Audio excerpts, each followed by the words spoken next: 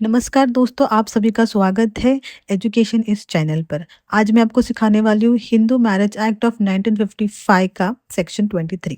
अब इस एक्ट के सेक्शन 1 से लेकर सेक्शन 22 तक का एक्सप्लेनेशन मैंने ऑलरेडी दिया है। आप मेरी प्रीवियस सारी वीडियोस देख लीजिए। आपने अगर चैनल को सब्सक्राइब नहीं किया है तो चैनल को सब्सक्राइब कर लीजिए और लाइक कमेंट शेयर करना ना भूलें। अब हम देखेंगे डिग्री इन प्रोसीडिंग्स। तो इसमें है पूरे 3 सबसेक्शंस और इसमें आता है सेक्शन 23 और सेक्शन 23 ए, दोनों आज हम देखने वाले हैं। तो डिग्री इन प्रोसीडिंग्स में क्या लिखा है? इसमें लिखा है in any proceeding under this act whether defended और not, if the court is satisfied that, एक बार इसको अच्छे से देखते हैं, in any proceeding under this act, यानी कि कोई भी प्रोसीडिंग, फिर अगर वो डाइवोर्स की है, जुडिशियल सेपरेशन की है या फिर म्यूचुअल डाइवोर्स की है, कोई भी प्रोसीडिंग अंडर दिस एक्ट, तो वेदर डिफेंडेड और नॉट, चाहे वो डिफेंड हो रही हो या फिर डिफेंड नहीं हो रही हो, जो भी है, if the court is satisfied, अगर कोर्ट सेटिस्फाइड है तो he can give according to his satisfaction, he can give the degree according to his satisfaction. अब सबसेक्शन 1 में क्या है? क्लॉजेस है, तो हम क्लॉजेस देखेंगे, उसके अकॉर्डिंग आपको ये सबसेक्शन बहुत इजीली समझ में आ जाएगा। Now, clause A, any of the grounds for granting relief exist and the petitioner, except in cases where the relief is sought by him on the grounds specified in subclause A, subclause B, subclause C, or of clause 2 of section 5, is not in any way taking advantage of his or her own wrong or disability for the purpose of such relief. It means any of the grounds for granting relief exist, यानी कि relief देने के लिए grounds है, relief दिया जा सकता है।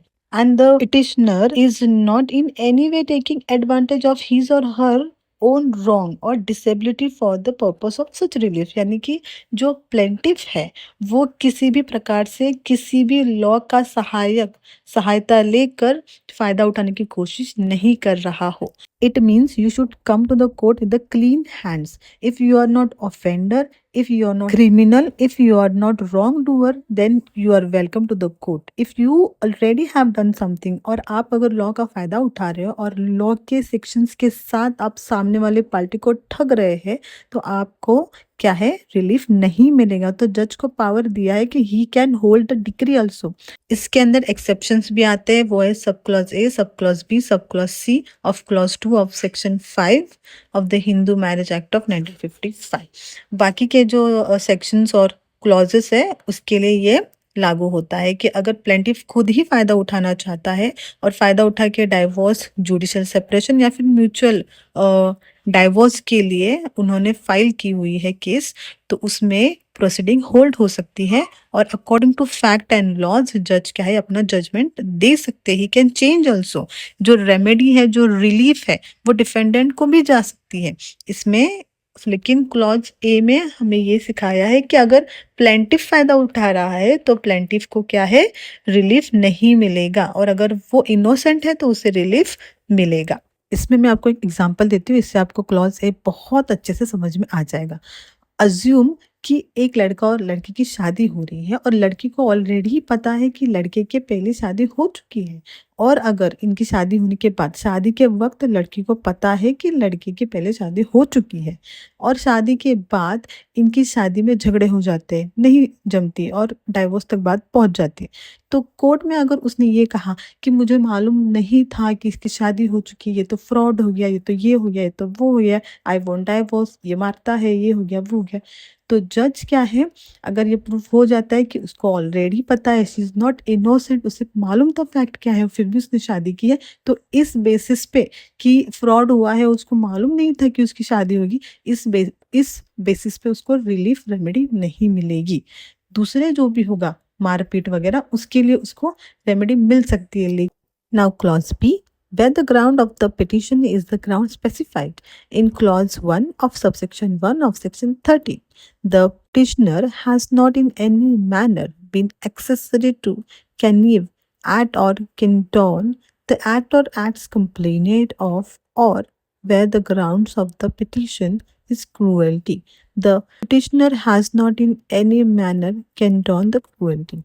क्लॉज बी में क्या लिखा है, ध्यान से देखते हैं। Where the ground of the petition is the ground specified in clause 1 of the subsection 1 of section 13, उसमें क्या लिखा गया है has after the solemnization of the marriage had voluntarily sexual intercourse with any other person other than his or her spouse। अगर इस ground के ऊपर divorce के लिए केस फाइल हुई है और अगर कोर्ट को ये समझ में आता है कि खुद प्लेंटिफ का ही मैरिटल अफेयर है और उसके भी बहुत सारे फिजिकल रिलेशनशिप है आफ्टर मैरिज, तो ये रेमेडी, ये रिलीफ जो है प्लेंटिफ को नहीं मिलेगी।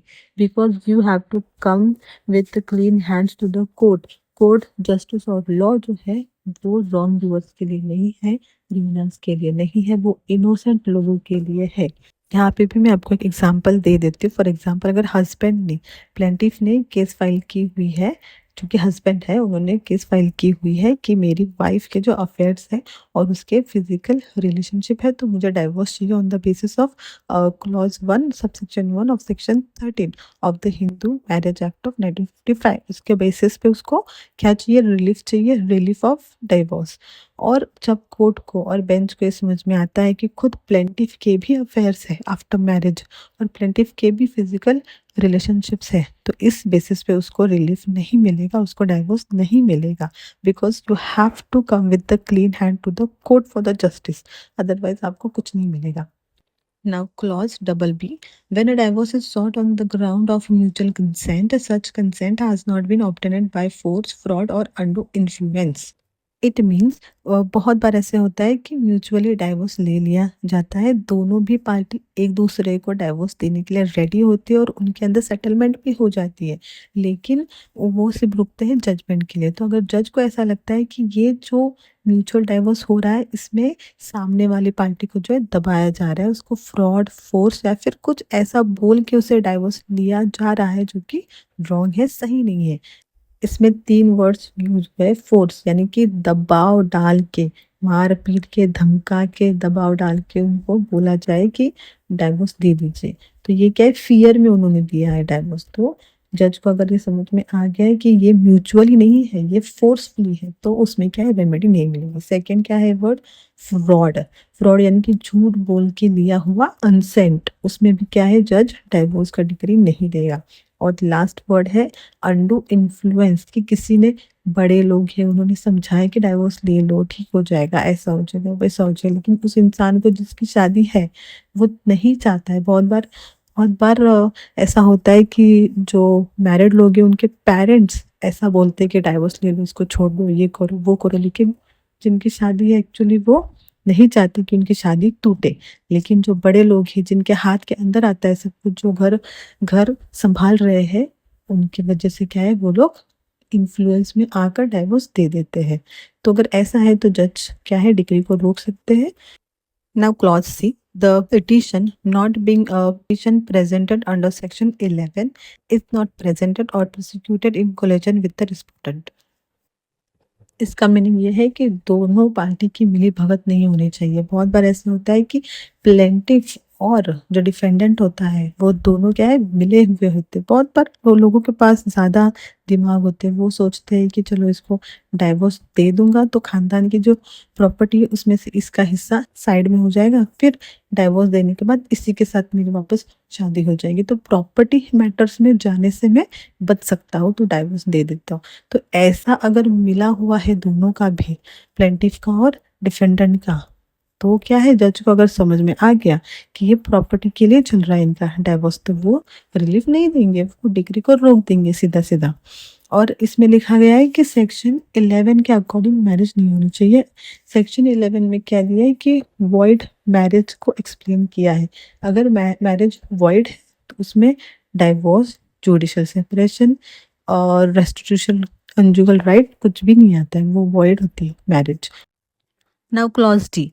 There has not been any unnecessary or improper delay in institution the proceedings. It means अगर या तो प्लेंटिफ या तो फिर डिफेंडेंट, दोनों में से कोई भी एक अगर टाइम टू टाइम कोर्ट में नहीं आता है या तो फिर प्रूफ नहीं दिखाता है, जो भी डॉक्यूमेंट्स अगर उनसे मांगे हुए हैं वो दिखाने के लिए वो बहुत टाइम लेते हैं, या फिर उनका बिहेवियर कोर्ट में भी नहीं है ठीक ठाक, तो जज क्या है ओवरऑल सारी चीज़ों को देखता है, तो ये देखने के बाद ही वो डिसीजन लेते हैं, तो रिलीफ देना है कि नहीं देना है ये इसी के ऊपर डिसाइड होगा। और अगर सब कुछ ठीक रहा तो वो डाइवोर्स का डिसीजन दे देंगे। Now clause C, there is no other legal ground why relief could not be granted then and in such a case but not otherwise the court shall decree such relief accordingly.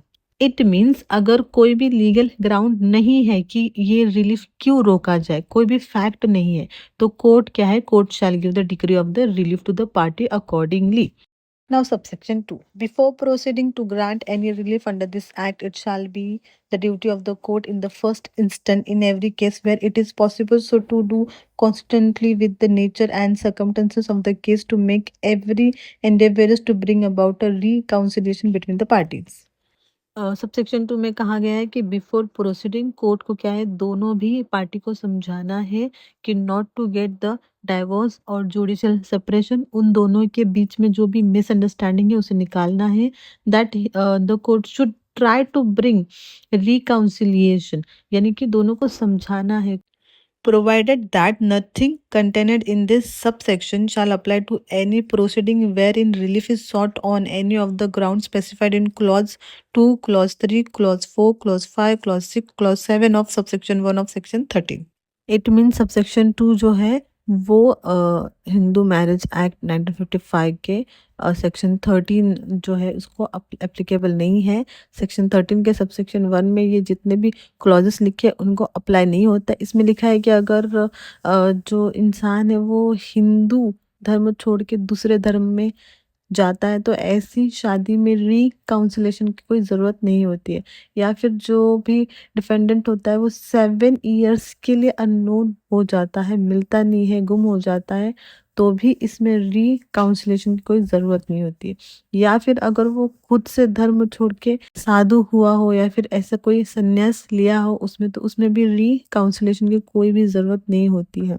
या तो फिर उसकी death हो चुकी हो और वो 7 years के लिए उसकी कोई भी न्यूज़ सुनने में नहीं आई हो, उसमें भी रिकाउंसिलिएशन की कोई ज़रूरत नहीं होती। तो ऐसे क्लॉजेस उसमें दिए हुए हैं। तो आप एक बार सेक्शन 13 का सबसेक्शन 1 में जितने भी ये क्लॉजेस लिखे हैं वो एक बार देख लीजिए। Now, subsection 3. For the purpose of aiding the court in bringing about such reconciliation, the court may, if the parties so desire, or if the court thinks it just and proper, so to do, adjourn the proceeding for a reasonable period not exceeding 15 days, and refer the matter to any person named by the parties in this behalf, or to any person nominated by the court. If the parties fail to name any person, with direction to report to the court as to whether reconciliation can be and has been effected, and the court shall in disposing of the proceeding have due regard to the report. Subsection 3 में ये कहा है कि अगर court को सही लगता है या फिर दोनों भी पार्टी यही चाहती हो कि दोनों के बीच में रिकाउंसिलेशन हो जाए, तो या तो पार्टी खुद ऐसे इंसान का नाम दे या तो फिर कोर्ट ऐसे इंसान का नाम दे जो इन दोनों के बीच में रिकाउंसिलेशन का काम करे।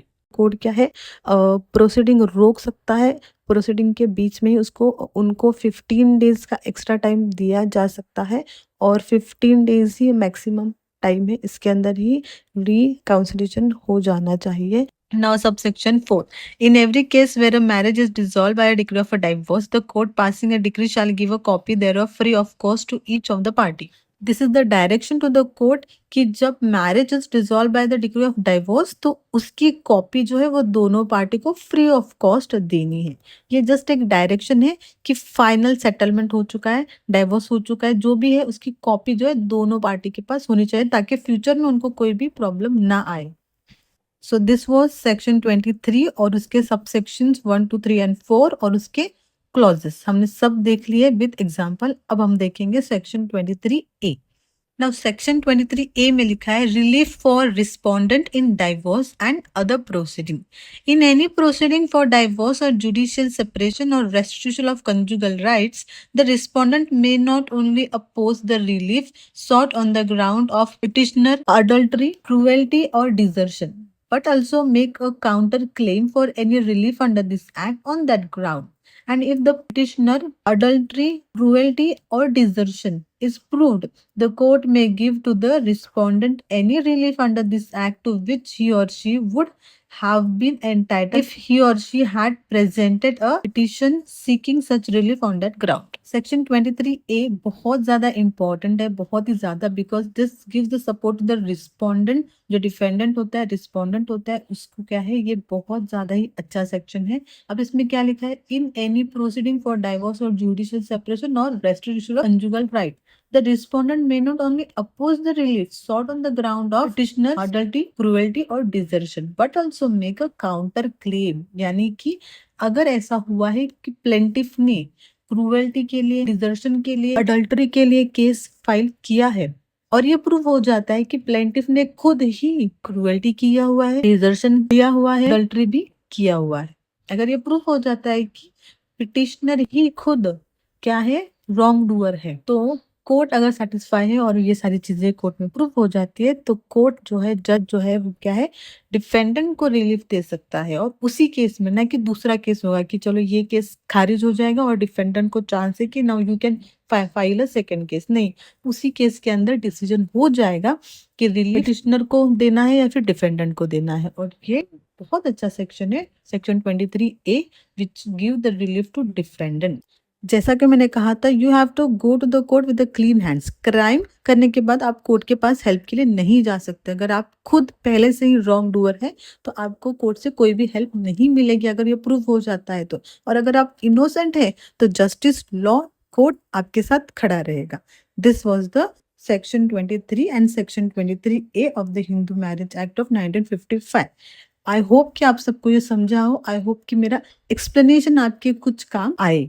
अगर आपको मेरा एक्सप्लेनेशन अच्छा लगा है तो वीडियो को लाइक करना ना भूले, और अभी तक अगर आपने सब्सक्राइब नहीं किया है तो तुरंत सब्सक्राइब करो।